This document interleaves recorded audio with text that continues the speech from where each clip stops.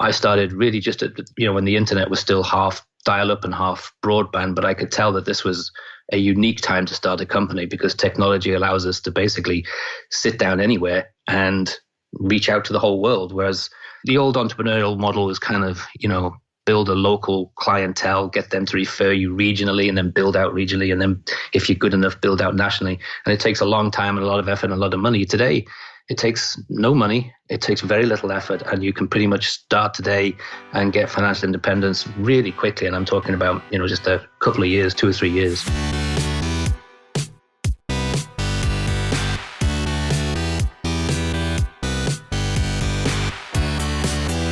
You're listening to The Successful Bookkeeper with your host, Michael Palmer. Listen each week as inspiring guests share their secrets of success to help you increase your confidence, work smarter, and build a business you love. This episode of The Successful Bookkeeper is brought to you by PureBookkeeping.com, the proven system to grow your bookkeeping business.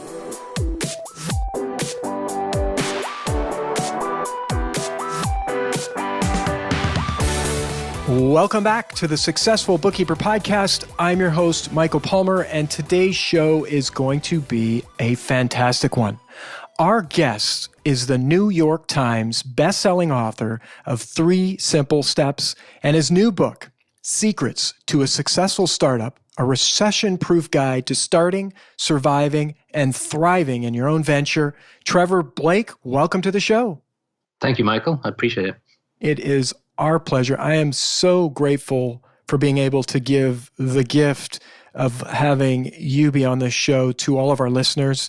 Your book has made a massive difference to me when I read it way back in 2013, and it's made a massive difference to many of the people that are in my life. So I can't wait to have you share what you know today. And as well, I know many listeners are going to be buying both of these books. I haven't yet finished Secrets to a Successful Startup, but I'm into it and I'm loving it. And anything you write is going to be a book I'm going to read. So Trevor, before we get any further, let's have you tell us a little bit about yourself and your journey leading up to this point. That's always the hardest question because I'm in my 5th decade now, and I've lived quite the adventurous life, as you know from reading both books probably.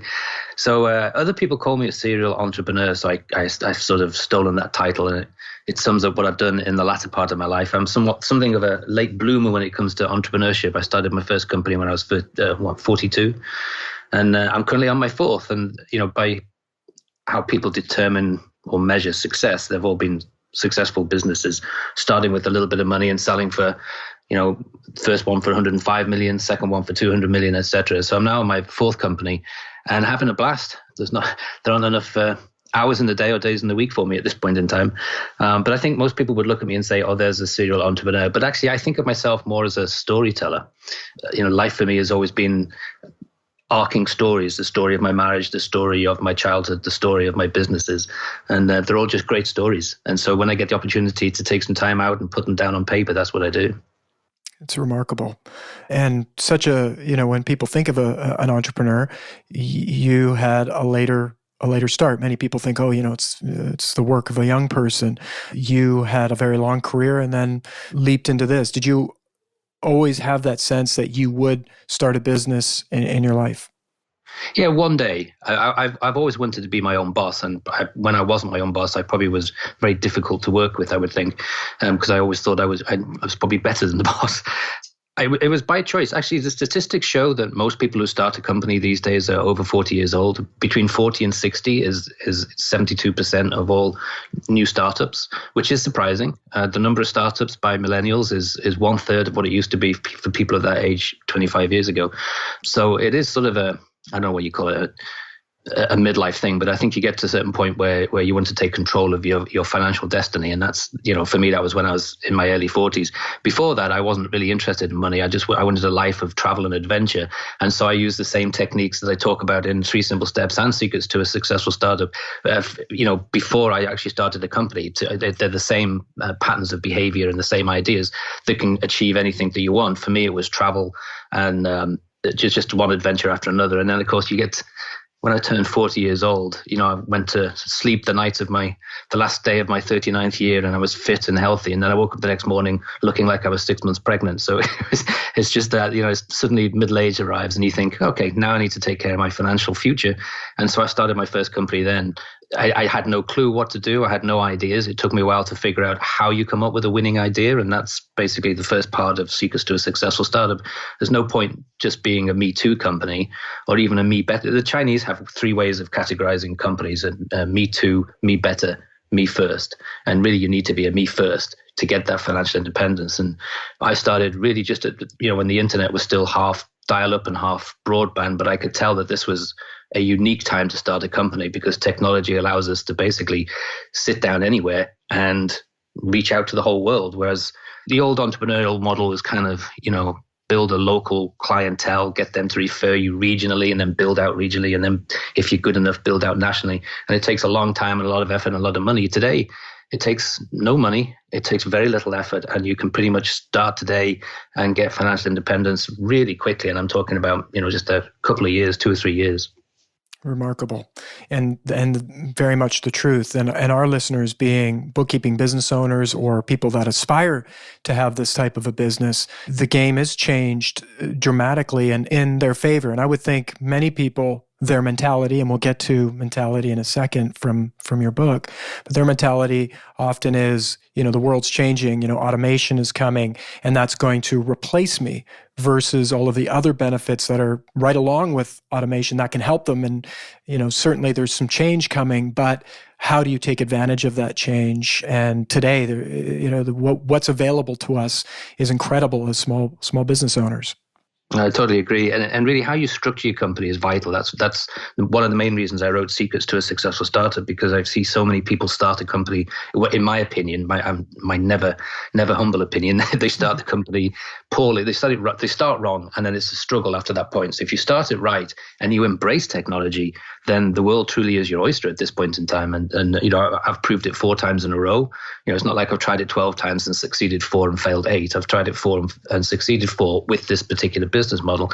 I truly believe we're in the early stages of a new industrial revolution, and it's going to disrupt our lives as much as the old industrial revolution disrupted the lives of the village-centric cultures that the world was back then. Suddenly the machines invented, and with that comes commuting and long business hours or long office hours. I think we have the opportunity now. Well, I don't think I can prove it. We have the opportunity now to go back to that balanced life where you can do a few hours of work and a few hours of pleasure, and without very much infrastructure, achieve all of your dreams. I don't think there's ever been a better time to start a company. I truly don't. I think this will go down in history as the very best time to be an entrepreneur.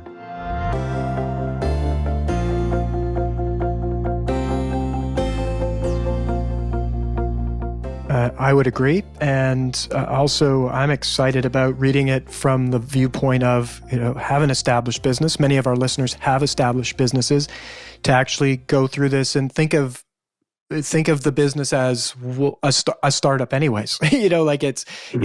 We may have already structures in place, but come at it from fresh eyes of a startup and creating a business that works for us, works for our customers, and gives the people in the business that life that we want, but as well our customers the deliverables and the results that they want. And I think that's the exciting piece for our listener, is that they can create a business, no longer how long they've been in business, what their business looks like. They can create something that meets all of the things that they want in their life and more, probably things they don't even know yet what they truly want.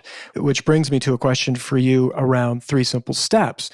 This book, as I mentioned, changed my life. Literally, you had a part in creating this podcast, because literally reading that book, shifting my mentality and doing something with that mentality created an opportunity that led me in the direction of working with the bookkeeping industry and working with peer bookkeeping, and as well creating something like this podcast, which I literally wake up every day leaping out of my bed to do the work that I do. When the weekend comes, I wish for more work week. I absolutely love what I do. And so that book changed my life. What had you write that book? Well, it was a combination of things. One, I learned through trial and error how to get out of my version of quicksand. I grew up incredibly poor and in not good circumstances, and I didn't want to turn out like my father, who turned out like his father, who turned out like his father. I wanted to break the pattern, and so I was also living in a place where I was subject to sectarian bullying. I'm not talking about things like name calling, but I'm talking about baseball bats and shotguns. And when I hid from those circumstances, it was in the public library. And to kill time, I just started reading books, just picked a book off the shelf. And the first book I picked off was a biography. I think it was Ralph Fiennes. And I just was blown away by how he had overcome even worse circumstances than I was experiencing. And so I became a voracious reader of biographies.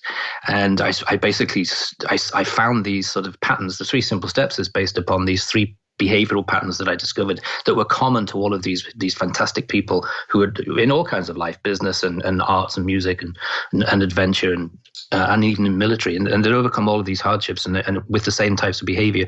So I just stole the behaviors, and it completely changed my life. As you were describing before, you read the book, you absorbed or digested those 3 behaviors, or attitudes, and you've changed your life, and you're living the results of that right now. And so I did that and got out of quicksand and had this fantastic adventure. And then when I started my first company, I always wanted to write the book, but I didn't think anyone would read it because people judge success in material ways, not in adventurous ways. And so I thought, well, when I sell my company, because I'd already decided what was going to happen to this company before I even started it, of course, that's part of the mentality of 3 Simple Steps, knowing the outcome before you start. And so when I did sell it, I think we mentioned before, so sold it for 105 million after I think it was 6 years. I took some time out and I said to my wife, I'm going to take a sabbatical, although I didn't really know what a sabbatical was. I just have heard of people doing it. It sounded sort of cool. And she rolled her eyes and she knew this wasn't going to happen. And then after 2 weeks of pacing the kitchen floor, trying to figure out what I was going to do when I grow up, she said, for God's sake, start something or I'm going to kill you. And that very night I was in an airport picking somebody up, and I was browsing the Hudson bookstore, and a new self-help book had come out, and I picked it up, and it was just, in my, again, never humble opinion, it was bad. It was a best-selling book, but it was based on religious texts that were 2,000 years old, trying to tell people how to live their life today. And I thought, you know what? The thing about winning ideas is I've never met a successful entrepreneur who set out to be a successful entrepreneur. They're usually people who set out to fix something makes them mad, or they want to create something that doesn't exist. And by default, you become an entrepreneur and you just figure it out. You don't need any skills or any inside information, or you don't even need any capital. You just, something gets under your skin, it gives you the motivation to sort it out, and you go off and you fix it. And so that's why I wrote 3 Simple Steps. They're self-help books. I'm not a fan of self-help books. And so it really got under my skin. And because of the inauthenticity of it, yet another writer whose success is only because he's written a book. And here's someone, I was in the trenches, I've had an adventurous life, I, by other people's terms, was now a successful entrepreneur. And so I felt that if I wrote up that book, 3 Simple Steps, then it would have the authenticity, because here's a guy who's actually had some success before he wrote the book. And so that's why I set about it. It made my wife happy that I had a new project, and I had no idea that it would be as successful as it was. And I knew it would be a big seller, but I didn't anticipate getting all of those emails from all over the world, from, like you've described the effect on your life. I mean, from a 13-year-old girl working in a sweatshop. How on earth did she get hold of 3 Simple Steps? I have no idea. She was in Sri Lanka. She's now president of her own dance troupe in London. 87-year-old ex-professor of economics from Virginia University starts his first company at 87 years old after he read, reluctantly, somebody gave him 3 Simple Steps as a gift, and he reluctantly read it because he doesn't like self-help books either. So he's now 90, and he says these are the 3 best years of his life. So that was, I didn't anticipate that aspect of it when I wrote 3 Simple Steps, but I think that's one of the beautiful things about writing a book and letting it go. The book, always finds its own readers. It's a remarkable story. It's remarkable results, and I've seen it myself, and thank you for sharing those as well. It's a book that it's written excellently. It's a fantastic read, and remarkably, it's very simple. So the title does not lie. The steps are simple. All that has to be done is reading the book and following the steps, and it will, I am certain, for every single person. There's not one person that I've met that's read that book that it hasn't impacted their life in a positive way. Not everybody wants to climb Mount Everest, but enjoying being able to spend more time savoring the moments with their grandchildren, even, like that in itself is worth all the gold in the world for some people. So it's a book that I must recommend every single listener buy this book, read this book. It's fantastic. Jumping now to this new book that I have not read and just started to read. Tell us a little bit about this book and how this one came to be and how you decided to write this book. Again, it's to fix something that's either broken or not there, and that is that if you go to your favorite bookstore, or even if you search online through one of the online booksellers, there are thousands of books written by management consultants and academics that teach you how to be a better manager, which is fine if the only career you want is to be inside a corporate office. But there's so little out there that helps somebody who decides they want to go on their own, either to start a company or to take their startup that is struggling and find ways to take it to the next level. I'm not talking about companies that are going to make $50,000 a year. That's not entrepreneurship to me. That's kind of creating a job. I'm talking about multi-million-dollar revenue companies doing exactly what you're doing now, but just doing a little bit smarter. And so there was nothing out there. So I decided to write it because I'd been successful with my first company. Then I repeated it 2 more times, and then I'm on my 4th company now. But ironically, I actually wrote the book in about 2013 or 2014, I think it was. And I got, because of the success of the other book. Why did you wait so long to get it out to us? I could have used it back then. No, because I'm following the 3 simple steps. It's the same way, the same process. I have, the thing that I believe makes me authentic is there's no one out there who needs this information more than me. Mm-hmm. So I still follow. I do everything I preach. I use. And so I wrote the book, and I got 5 offers from 5 very big publishing houses. But all the editors wanted to sort of genericize the content. It's a little controversial, the content, because it's new. That's the whole point of writing it. It's like think differently. You got to change the way you think now because the world has changed, and you'll have success if you do that. And so the sort of generic publishing companies wanted to change that, and I didn't. And I felt like I was pushing. And if you start to push, if you always push things away, you have to sort of put yourself in a place where things come to you a little bit. So I put it on the shelf and just forgot about it and see what happened. And then early last year or the year before, somebody contacted me, and here's the same story. She had read, her name is Mathis Jones, she's a literary agent, and she had read 3 Simple Steps and she loved it.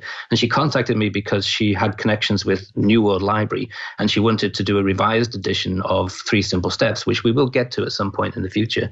She just asked me, have you got anything else? So I sent her the manuscript for Secrets to a Successful Startup, and that's all I've done basically. And now here we are with what looks like a fantastic launch with a whole support mechanism around it of courses and communities that are sort of attached to the book that you can be a part of. It's really very exciting. So that's how it comes about. But the purpose for actually writing the manuscript was because I see so many startups make the same mistakes, and they are mistakes that are totally avoidable. And if you avoid them, then you avoid being one of the statistics. 82% of companies that fail for exactly the same reason.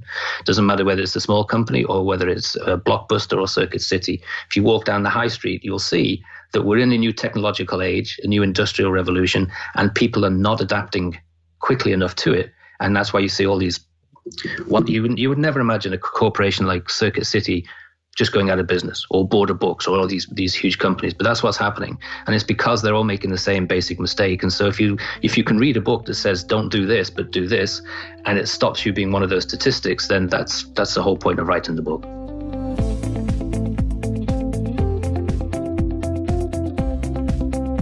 Isn't that the truth? And it's remarkable. Just, I guess what you said, the changing the way you think at the most core level. It's one thing to hear that. It's one thing to say that. But for me, it's like hearing it with fresh ears.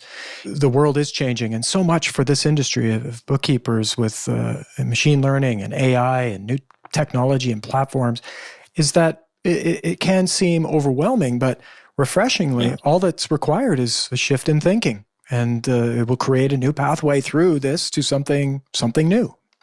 Right. And I think that it does feel overwhelming, and particularly if you're new to this and you're coming from the corporate environment where you've learned to do things in the old traditional hierarchical way, or if you've been a homemaker and you've decided I want to come out into the world now, and suddenly you come face to face with all of this technology, and it is very overwhelming. And so that Secrets to a Successful Startup is an absolute practical guide from A to Z, or Z as I say, but A to Z.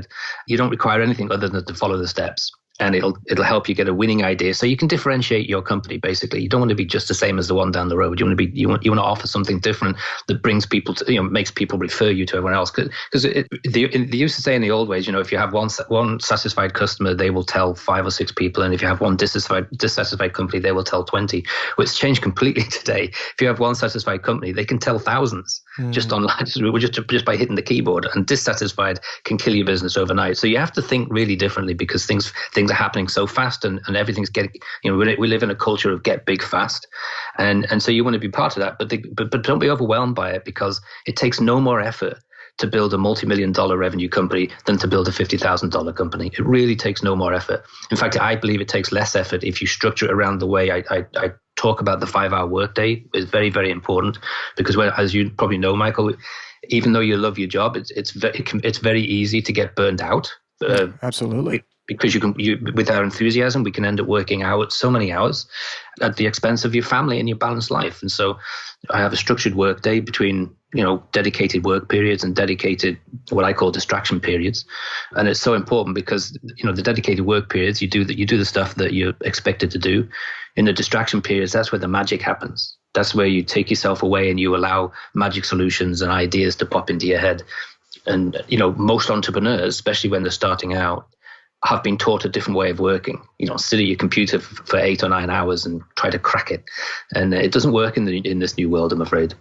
No. And I think the books found me at the right time, because as much as I love what I do put in a lot of hours. And at some point, it's not healthy. Am I getting enough exercise? Am I spending enough quality time?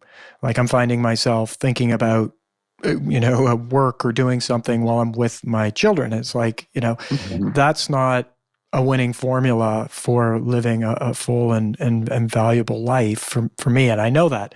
So it's me looking at this from the perspective of, okay, this is someone who's done something extremely successful, fresh thinking, and I'm really looking forward to actually taking that and implementing some of it, because I have seen where we come from the world, or my upbringing is a job upbringing, right? I didn't live in the, small town. My parents both worked. That was it. You work, and you work 9 to 5, and the more you work, the more you make.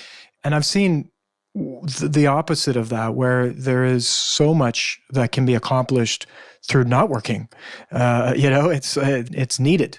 Other creativity, fresh thinking. I mean, in the 3 simple steps, just reviewing that this morning before our conversation, mentality, managing your mentality. Can't manage my mentality if I haven't slept right, eaten right, or I can, but it's more difficult if I haven't had exercise. That's going to impact my mentality. So loving that this book found me when it did, and not to get too out there, but in this episode, I don't think we have enough time, but you had been coming up on my mind for literally the last, I'd say, year, where I'm like, I want to reach out to Trevor. And for whatever reason, it was just, I just didn't get to it. And so recently, of late, thinking more and more about it, the person who called me, that recruiter that had called me, Michael Jagdeo, had reached out to me about some successful thing that he was doing, or just, it was somehow we got chatting again. And I'm like, you know what, I'm going to reach out to Trevor. And so learned more about this new book, started seeing, so things happen when they're ready to happen in some ways. And it was like you said, not pushing it, but letting it happen. I think it's refreshing.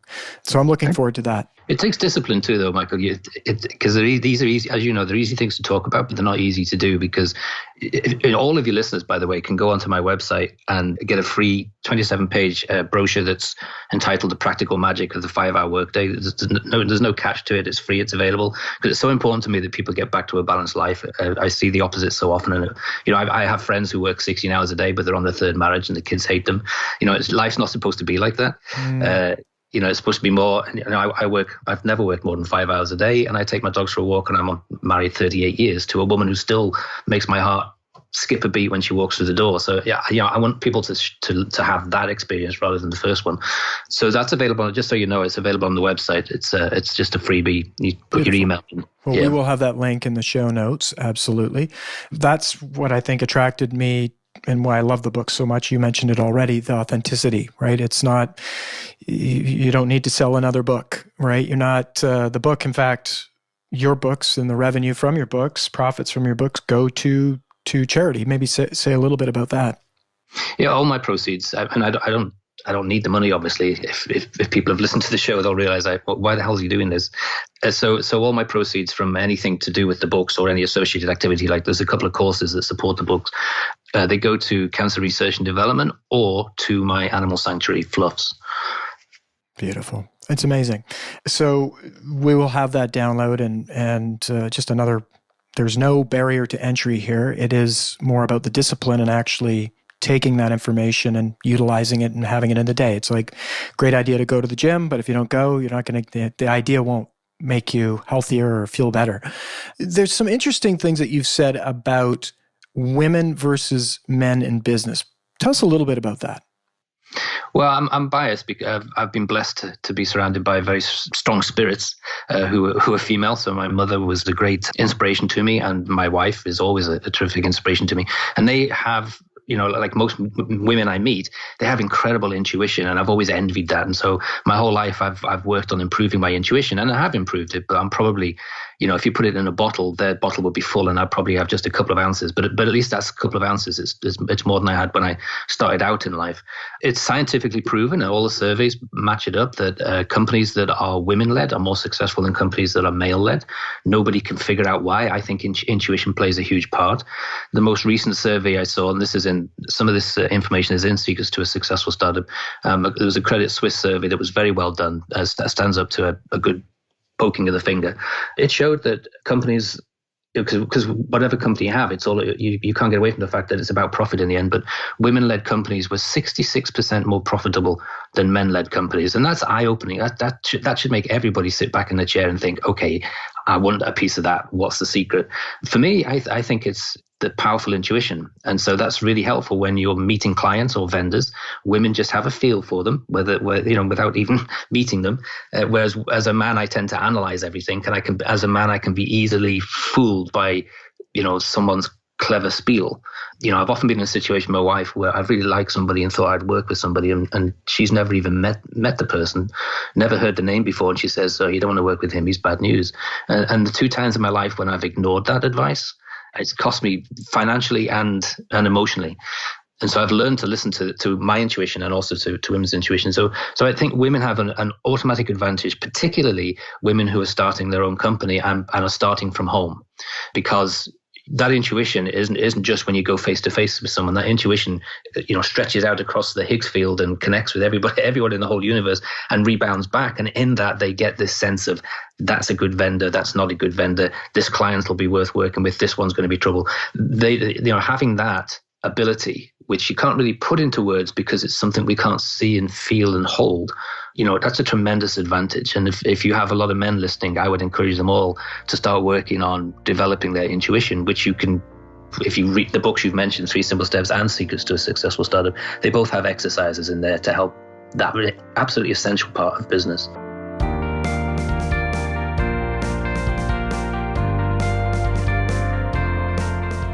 Remarkable. And I would agree. It's sometimes just having the courage to listen to my own intuition, which is exactly. It's telling me something, and it's like there's this other part of me that doesn't listen. And I have similar stories with my wife as well, where she's made, for whatever reason, she makes this call, and it's like, for me, the call comes out of like, well, how would you even know that? Like, logically, how would you even know that?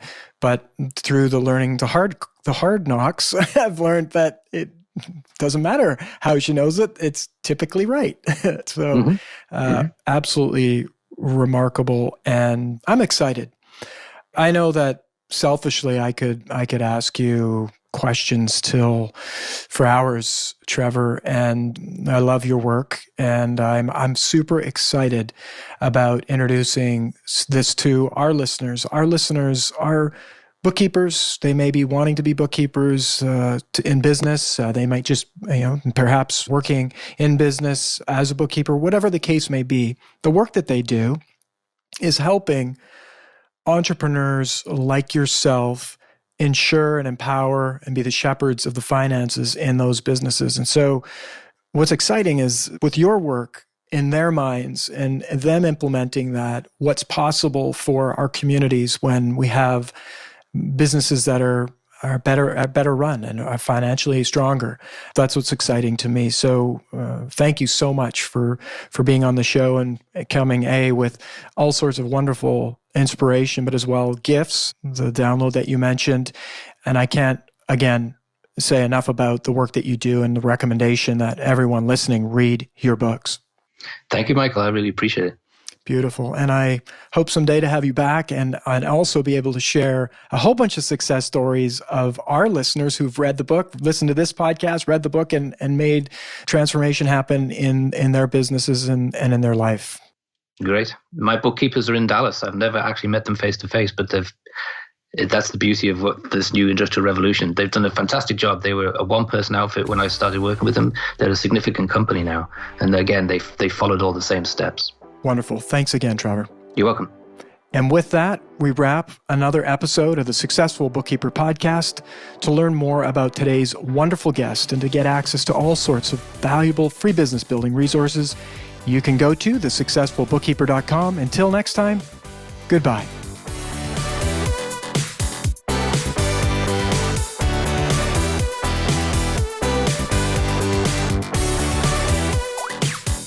You've been listening to The Successful Bookkeeper with Michael Palmer.